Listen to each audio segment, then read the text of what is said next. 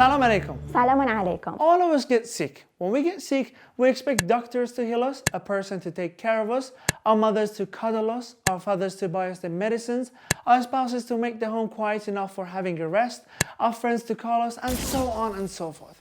But there's a question about our responsibility in front of others who get sick. Of course, if we have the role of a parent or a spouse, we do what a parent or a spouse do.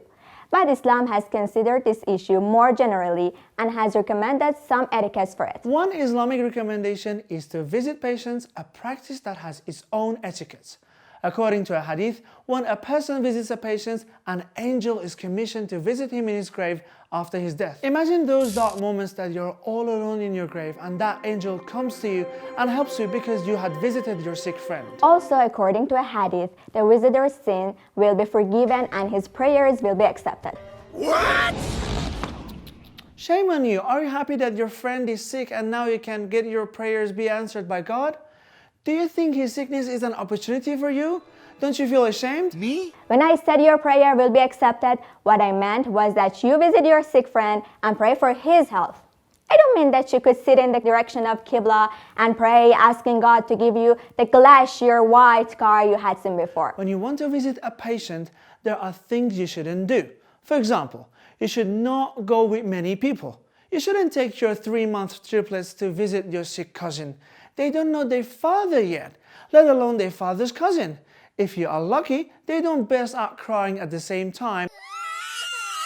And instead, they cry in turn. And so, you can't greet your cousin at all. Your voice cannot be heard amidst the screams of your babies. According to a hadith, while visiting patients, you shouldn't cause annoyance. You shouldn't even stay with the patients for too long unless he wants to. However, in your case, the patient will never want you to stay longer. He will kick you out on his own. Do me a favor, please. Get out of here. Get out of here, man. You know what I'm saying? Get in Igbo. According to a hadith, you had better visit a patient after 3 days of his sickness. It's not a good idea to visit a patient as soon as he comes home after his chemotherapy, because he suffers from headaches, pains in the body, and vomiting until 3 days. Some people wait at the patient's house before he comes back from the hospital, and they think that it's being nice to go there as early as possible in order to surpass all the relatives and acquaintances. Some people buy gifts when they visit a patient to pretend that they are nicer than others, but their gifts are very crazy, such as a gum for a person who just had a surgery on his jaw, or ice cream for a person who caught a cold.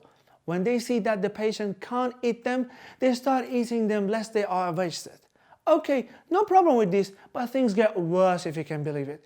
They eat the ice cream loudly and describe its good taste, for example, to the patient and say, "Wow, I don't know that the ice cream shop in your neighborhood was so good. I should always buy ice creams from here." I got you some ice cream. They then have the second spoon of the ice cream and add the comment, its taste is a mixture of strawberry and berry. And after taking the third spoon, they say, "Wow, the more you eat, the better it tastes." Lieutenant Dan, ice cream.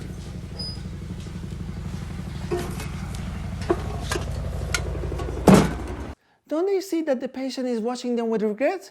Come on, dude.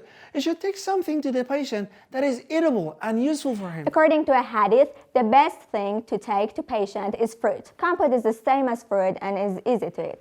Don't forget the variety is the spice of life. Buy compotes of different types of fruit. When my sister got sick, I ate the cherry compote for 1 month and I became sick of cherry.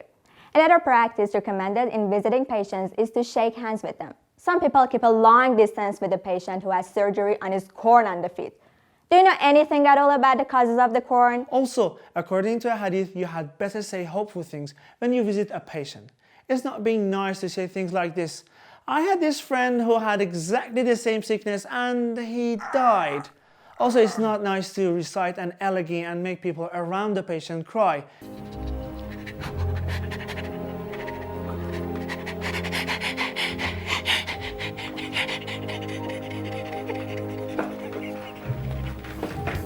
In this way, the patient will surely die because he can't fight the disease.